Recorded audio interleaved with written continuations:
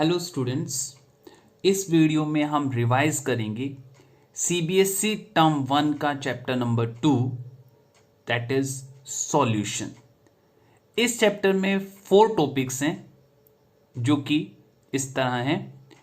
First topic is concentration terms, second topic is Henry's law, third topic is routes law and the fourth topic is colligative properties which are 4 in number: relative lowering of vapor pressure, elevation in boiling point, depression in freezing point and osmotic pressure.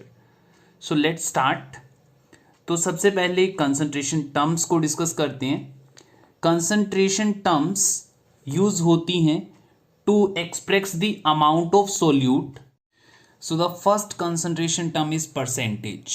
Percentage 3 way से express करते हैं: mass by mass percentage, volume by volume percentage and mass by volume percentage. Mass by mass percentage means mass of solute divided by mass of solution into 100। Volume by volume percentage, volume of solute divided by volume of solution into 100। Mass by volume percentage means mass of solute by volume of solution into 100। इस तरह से percentage को express किया जाता है। Second concentration term है that is strength. Strength की unit होती है ग्राम पर लीटर। तो ये इंडिकेट करता है कितने ग्राम सोल्यूट 1 लीटर सॉल्यूशन में। तो strength is defined as mass of solute divided by volume of solution in litre. Molarity और स्ट्रेंथ में जो रिलेशन है वो इस तरह से है: molarity is equal to strength divided by molar mass. Next concentration term is molarity. Molarity को डिफाइन करते हैं number of mole of solute which are present in 1 litre of solution. तो moles of solute by volume of solution in litre. अगर हमें mass percentage given है तो molarity का जो रिलेशन होता है mass percentage by molecular mass of solute into density into 10। During dilution molarity equation use करते हैं m1v1 is equal to m2v2। m into v ये होता है नंबर ऑफ मोल। तो initial number of mole is equal to final number of mole है। तो solute के mole same है, डाइल्यूशन करने पर सोल्यूट के मोल सेम रहते हैं। ये मोलरिटी इक्वेशन है। Another form of molarity equation is m1v1 plus m2v2 is equal to m3v3 when the nature of substance is same. Suppose 2 acid को मिक्स किया, उनकी मोलरिटीज और वॉल्यूम्स गिवन है, तो ये इक्वेशन यूज करेंगे फाइनल रिजल्टिंग सॉल्यूशन की molarity निकालने के लिए। If substances are of different nature, one is acid one is base, तो जिसके मोल्स ज़्यादा हैं उसमें से कम के सब्ट्रैक्ट कर देंगे। m1v1 minus m2v2 is equal to m3v3। Molarity के बाद नेक्स्ट कंसंट्रेशन टर्म है molality which is denoted by small m। तो इसको डिफाइन करते हैं number of mole of solute divided by weight of solvent in kilogram. It is a better concentration term than molarity because it is independent of temperature. इसकी unit होगी मोल पर KG. यहाँ पर mass of solvent use होगा, तो मास temperature के साथ change नहीं करता। दैट्स वाई मोलिलिटी टेम्परेचर पे डिपेंड नहीं करती। मोलरिटी के केस में यहाँ वॉल्यूम आया है, टेम्परेचर बढ़ाने पर वॉल्यूम इंक्रीज होती है तो मोलरिटी डिक्रीज होगी। तो molarity is a better concentration term as it is independent of temperature. Mole fraction, fraction का मतलब होता है 1 में से पार्ट। तो मोल फ्रैक्शन अगर ए कंपोनेंट का बताना है, there are 2 components A and B. तो मोल फ्रैक्शन ऑफ ए जो होगा number of mole of A upon total number of mole. Same way में बी का मोल फ्रैक्शन बी के number of mole upon total number of mole. सब components के mole fraction का सम 1 होता है, X A plus X B equal to 1। It is a unitless quantity. यहाँ भी वॉल्यूम इन्वॉल्व नहीं हुई है, तो it is independent of temperature. Last concentration term is ppm, parts per million. तो इसको डिफाइन करते हैं mass of solute upon mass of solution into 10⁶। Instead of mass हम वॉल्यूम भी यूज कर सकते हैं, तो volume of solute by volume of solution into 10⁶। So these are the concentration terms. So second topic we are having that is the Henry's law. So Henry law deal करता है solubility of gas in a solution के बारे में। तो Henry law states that m directly proportional to p. m is the mass of gas dissolved per unit volume that is directly proportional to the pressure of gas above the surface of liquid. अगर liquid के surface पे pressure ज़्यादा होगा तो gas ज़्यादा dissolve होगी, m directly proportional to p। इस मास को हम या सोलिबिलिटी को हम मोल फ्रैक्शन की टर्म में भी डिस्कस कर सकते हैं। तो another form of this Henry law is p directly proportional to x। Pressure of gas on the surface of liquid is directly proportional to the mole fraction of gas in solution। जब हम proportional को remove करते हैं we get proportionality constant P is equal to KH multiplied by X। Now KH is the Henry's constant। Now X की बात करें, ये एक यूनिटलेस क्वांटिटी है, दैट मीन्स जो P के डायमेंशंस होंगे वही KH के डायमेंशंस होंगे, both KH and P should be in same unit. तो न्यूमेरिकल्स के लिए याद रखना है जिस यूनिट में KH को एक्सप्रेस करेंगे उसी यूनिट में प्रेशर को एक्सप्रेस करना होगा। कई बार न्यूमेरिकल्स में वो डिफरेंट यूनिट देता है, तो यूनिट कन्वर्जन्स भी पता होनी चाहिए। 1 ATM is equal to 76 centimetre of mercury is equal to 760 millimetre of mercury is equal to 760 torr. और 1 ATM जो होता है 987 बार होता है और इसी को 101325 पास्कल भी कहते हैं। 1 bar is equal to 10⁵ pascal. Now अगर हम नोट करें प्रेशर को कांस्टेंट कर दें तो KH और X में जो रिलेशन है वो इन्वर्सली प्रोपोर्शनल होगा। दैट मीन्स अगर KH ज़्यादा होगा तो X कम होगा। X मोल फ्रैक्शन या सोलिबिलिटी को इंडिकेट करता है। तो अगर दो गैसेज हैं जिनके KH गिवन है, जिसका KH ज़्यादा होगा उसकी सोलिबिलिटी कम होगी। तो हेनरी कांस्टेंट की हेल्प से हम सोलिबिलिटी पे कमेंट कर सकते हैं। टेम्परेचर बढ़ाने पर गैसेस की सोलिबिलिटी कम होती है। That means KH directly proportional है टेम्परेचर के, टेम्परेचर बढ़ाने पर हेनरी कांस्टेंट बढ़ता है, गैसेस की सोलिबिलिटी कम होती है। So this was about the Henry's law topic 2। Moving on to the next topic that is the topic 3 Raoult's law. Raoult's law vapour pressure के बारे में डील करता है, तो पहले हमें वेपर प्रेशर को समझना होगा, पढ़ना होगा। वेपर प्रेशर का मीनिंग है pressure exerted by the vapours of a liquid when liquid is in equilibrium with the vapours at a given temperature. अब हमें पता है टेम्परेचर को अगर बढ़ाते हैं तो वेपर ज़्यादा बनते हैं, वेपर प्रेशर ज़्यादा होता है। टेम्परेचर के साथ वेरिएशन को वेपर प्रेशर के क्लॉसियस-क्लैपेरियन इक्वेशन की फॉर्म में दिया जाता है। We need not to learn this equation, CBSE exam में नहीं पूछने वाला है। बात करते हैं राउल्ट्स लॉ की। तो राउल्ट्स लॉ ये कहता है अगर कोई वोलेटाइल कंपोनेंट है उसका जो वेपर प्रेशर होगा वो डायरेक्टली प्रोपोर्शनल होगा मोल फ्रैक्शन की। अगर मोल फ्रैक्शन ज़्यादा है तो वेपर प्रेशर ज़्यादा होगा। जैसे जैसे मोल फ्रैक्शन हम बढ़ाते हैं तो वेपर प्रेशर जो है वो बढ़ता जाता है। तो PA directly proportional to X। Proportional को रिमूव करते हैं we get proportionality constant that is PA note. PA nought is the vapour pressure of pure component. Pure component का मीनिंग जब सॉल्यूशन जो है उसके अंदर सोल्यूट ना हो, प्योर सोलवेंट हो। तो अगर दो कंपोनेंट हैं दोनों के लिए अगर हम इक्वेशन लिखें तो टोटल P सॉल्यूशन जब दोनों कंपोनेंट वोलेटाइल हैं that is PA plus PB। PA from Raoult's law can be written as PA nought XA, PB को लिख सकते हैं PB नोट XB। तो ओवरऑल इक्वेशन होगी P solution is equal to PA nought XA plus PB nought XB when both component are volatile. अगर हमारा सोल्यूट non volatile है, इन दैट केस सोल्यूट के पार्टिकल सरफेस पे जगह ले लेते हैं सोलवेंट की और वेपर्स के लिए एरिया कम बचता है तो वेपर प्रेशर डिक्रीज होता है। इस डिक्रीज को हम लोवरिंग ऑफ वेपर प्रेशर कहते हैं। तो यहाँ से कोलिगेटिव प्रॉपर्टी आती है relative lowering of vapour pressure that is PA naught minus PA divided by PA note.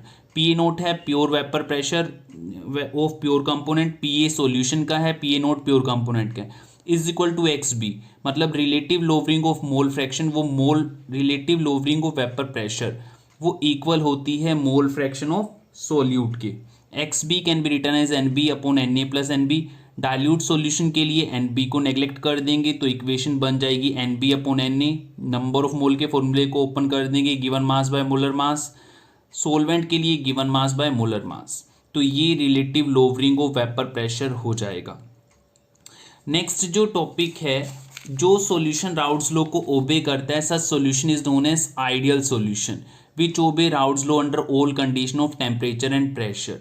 तो ऐसे सॉल्यूशन में क्या होता है जो कंपोनेंट A और B के बीच का इंटरेक्शन है वो सेम इंटरेक्शन होता है as the pure component AA और pure component BB। Delta H mixing zero, जब दो कंपोनेंट्स को मिक्स करेंगे कोई हीट रिलीज नहीं होगी, कोई हीट एब्जॉर्ब नहीं होगी। Delta we mixing is zero, कोई वॉल्यूम चेंज नहीं होगी जब दो कंपोनेंट को मिक्स करेंगे। इसका मीनिंग है 10 मिलीलीटर अगर दो कंपोनेंट हैं 10 ml 10 ml उनको मिक्स करेंगे तो टोटल वॉल्यूम 20 होगी, इंक्रीज या डिक्रीज नहीं होगा। They do not form azeotrope, वो कोई भी एजियोट्रोप नहीं बनाते हैं। तो आइडियल सॉल्यूशन सेम नेचर के सब्सटेंस होते हैं जैसे hexane, heptane, benzene, toluene, ethyl chloride, ethyl bromide, chlorobenzene, bromobenzene. After that is non ideal solution, ऐसा सॉल्यूशन जो राउल्ट्स लॉ को ओबे नहीं करता, such solution is known as non ideal solution. दो तरह के हो सकते हैं, either it will show positive deviation और it will show negative deviation. Positive deviation में वेपर्स ज़्यादा बनती हैं, ज़्यादा वेपर्स बनते हैं मतलब फोर्सेस वीक हो जाती हैं, तो interaction A B less than pure component A A और प्योर कंपोनेंट बी बी, तो फोर्सेस वीक हो जाती हैं इसलिए वेपर ज़्यादा बनती है। डेल्टा एच पॉजिटिव मतलब जब दो कंपोनेंट को मिक्स करेंगे हीट जो है वो एब्जॉर्ब होगी, एंथैल्पी पॉजिटिव का मतलब हीट एब्जॉर्ब होगी। डेल्टा वी पॉजिटिव जब दो कंपोनेंट को मिक्स करेंगे वॉल्यूम इंक्रीज होगी। अगर हम 10 ml और 10 ml को मिक्स कर रहे हैं वॉल्यूम 20.2 ml हो जाएगी, इंक्रीज होगी। एंड अगर इनके वेपर्स ज़्यादा बन रहे हैं तो इसका मीनिंग है बॉइलिंग पॉइंट कम होगा, they will form minimum boiling azeotropes. Example होता है एल्कोहल जिसमें हाइड्रोजन बॉन्डिंग है, साइक्लोहेक्सेन जब उसमें डालेंगे तो हाइड्रोजन बॉन्डिंग्स टूट जाएंगी जिसकी वजह से पार्टिकल में फोर्सेस कम हो गई तो वेपर ज़्यादा बनेंगी, वॉल्यूम भी बढ़ जाएगी क्योंकि हाइड्रोजन बॉन्डिंग स्ट्रॉन्ग थी, पार्टिकल क्लोज थे। साइक्लोहेक्सेन ऐड करने पे वॉल्यूम भी बढ़ जाएगी और हीट जो है वो भी एब्जॉर्ब होगी। नेगेटिव डेविएशन की बात करें यहाँ पर वेपर्स कम बनेंगे as compare to the Raoult's law, तो इसका मीनिंग हुआ कि इंटरेक्शन ज़्यादा हो जाएगा, वॉल्यूम डिक्रीज होगी और हीट रिलीज होगी, they will form maximum boiling azeotrops. So this was about the Raoult's law. So our last topic is colligative properties. Colligative properties, colligative word का मतलब है collecting together. ऐसी properties होती हैं liquid solution की which depend upon number of mole of solute. Moles पे depend करेगी but independent of nature of solute, nature पे डिपेंड नहीं करेगी कौन सा सब्सटेंस है, वेदर इट इज ग्लूकोज और यूरिया, उस पे डिपेंड नहीं करेगी। क्यों पढ़ रहे हैं? They are used to find out the molecular mass of solute. There are 4 colligative property: relative lowering of vapour pressure, elevation in boiling point, depression in freezing point and the osmotic pressure. These are the 4 colligative properties. Carefully note करना, vapour pressure colligative property नहीं है but relative lowering of vapour pressure is a colligative property. Boiling point is not a colligative property but elevation in boiling point is a colligative property. Similarly, freezing point भी colligative property नहीं है लेकिन depression in freezing point colligative property है। तो एक एक करके इन्हें डिस्कस करते हैं। First is the relative lowering of vapour pressure, ये हम डिस्कस कर चुके हैं। PA नोट माइनस PA इसको कहते हैं lowering of vapour pressure. Pure component का जो प्रेशर है उसमें से सॉल्यूशन का डिफरेंस दोनों का, that is lowering of vapour pressure. और अगर इसे PA नोट से डिवाइड कर दे, relative lowering of vapour pressure, ये इक्वल होता है मोल फ्रैक्शन ऑफ सोल्यूट के, can be written as NB upon Na plus NB। Dilute solution के लिए NB को नेग्लेक्ट कर देंगे। नंबर ऑफ मोल के फॉर्मूले को ओपन करने के बाद given mass by molar mass of solute, given mass by molar mass of solvent, ये फॉर्मूला हो जाएगा। सेकेंड कोलिगेटिव प्रॉपर्टी है एलिवेशन इन बॉइलिंग पॉइंट। तो होता ये है सोल्यूट और अगर हम कंपेयर करें सोलवेंट को और सॉल्यूशन को, सोलवेंट के वेपर्स ज़्यादा बनते हैं और सॉल्यूशन में लोवरिंग हो जाती है तो उसके वेपर्स कम बनते हैं। तो ऐसा टेम्परेचर जिस पे वेपर प्रेशर एटमॉस्फेरिक के इक्वल हो जाए उसको हम बॉइलिंग पॉइंट कहते हैं। तो सोलवेंट का बॉइलिंग पॉइंट जो होता है वो कम होता है और सॉल्यूशन का बॉइलिंग पॉइंट ज़्यादा होता है क्योंकि इसके वेपर्स कम बन रहे होते हैं। तो इन दोनों के डिफरेंस को हम एलिवेशन बॉइलिंग पॉइंट कहते हैं, boiling point of solution minus boiling point of solvent. और जो ये एलिवेशन इन बॉइलिंग पॉइंट होता है ये मोलेलिटी के डायरेक्टली प्रोपोर्शनल होता है। Delta TB is directly proportional to molality. Proportional को रिमूव करते हैं तो कांस्टेंट आता है, that is Kb. Kb is known as molar elevation constant, also known as ebullioscopic constant. और मोलिलिटी को फॉर्मूले को ओपन कर सकते हैं, given moles by weight of solvent in kg. तो given moles of solute mass by molar mass of solute upon weight of solvent in kg. ग्राम में given होता है, केजी में कन्वर्ट करने के लिए 1000 से मल्टीप्लाई कर देंगे. आफ्टर दैट हमें केबी का रिलेशन पता होना चाहिए लेटेंट हीट ऑफ वेपराइजेशन के साथ. तो केबी होता है R T square. R is gas constant, T here is the temperature, this is the boiling point of solvent, जिसके लिए हम Kb निकाल रहे हैं 1000 LV. LV latent heat of vaporization. अब LV का जो फॉर्मूला होता है उसको लिखा जा सकता है डेल्टा HV बाय मोलर मास. तो ये molar mass of solvent are T square upon 1000 delta HV, इस तरह से भी लिख सकते हैं. वाटर के लिए वैल्यू जो हो जाती है 0.52 kelvin kg inverse mole inverse. तो इस तरह से ये है elevation in boiling point. Depression in freezing point. Depression in freezing point का मतलब है फ्रीजिंग पॉइंट ऑफ सोलवेंट में से फ्रीजिंग पॉइंट ऑफ सॉल्यूशन को सब्ट्रैक्ट कर देंगे. तो यहाँ पर सोलवेंट में से सॉल्यूशन को सब्ट्रैक्ट कर रहे हैं, सॉल्यूशन का लेस है इसलिए depression. Delta TF directly proportional होता है मोलिलिटी के. प्रोपोर्शनलिटी कांस्टेंट आएगा KF को कहते हैं मोलर डिप्रेशन कांस्टेंट और क्रायोस्कोपिक कांस्टेंट. मोलिलिटी को फॉर्मूले को ओपन कर दें तो given mass by molar mass of solute bye weight of solvent in KG. KF का रिलेशन सेम वे में यहाँ पर लेटेंट हीट ऑफ फ्यूजन के साथ होगा RT स्क्वायर बाय 1000 LF को रिलेट कर देते हैं डेल्टा HV से MRT square by 1000 delta HV. Solve करके वाटर के लिए वैल्यू आ जाती है 1.86 kelvin kg mole inverse. Next colligative property है ऑस्मोटिक प्रेशर. इसको डिफाइन करते हैं हाइड्रोस्टेटिक प्रेशर जो ऑस्मोसिस की वजह से प्रोड्यूस होगा, या external pressure which is applied on solution side to prevent osmosis. Formula होता है आइडियल गैस वाला ही, आइडियल गैस इक्वेशन वाला ही, pi is equal to CRT, या हम लिख सकते हैं pi V is equal to NRT. Use होता है फाइंड आउट करने में molar mass of polymers. Now 3 तरह के सॉल्यूशन होते हैं, isotonic, hypertonic and hypotonic. Isotonic, iso का मतलब सेम, ऐसे सॉल्यूशन जिनका ऑस्मोटिक प्रेशर सेम है that is known as isotonic solution. For example जो RBC होती है वो आइसोटोनिक होती है 0.1% NaCl के साथ. हाइपरटोनिक, जिसका ऑस्मोटिक प्रेशर ज़्यादा है उसे हाइपरटोनिक कहते हैं, कम ऑस्मोटिक प्रेशर वाले को हाइपोटोनिक सॉल्यूशन कहते हैं. Let's sum up.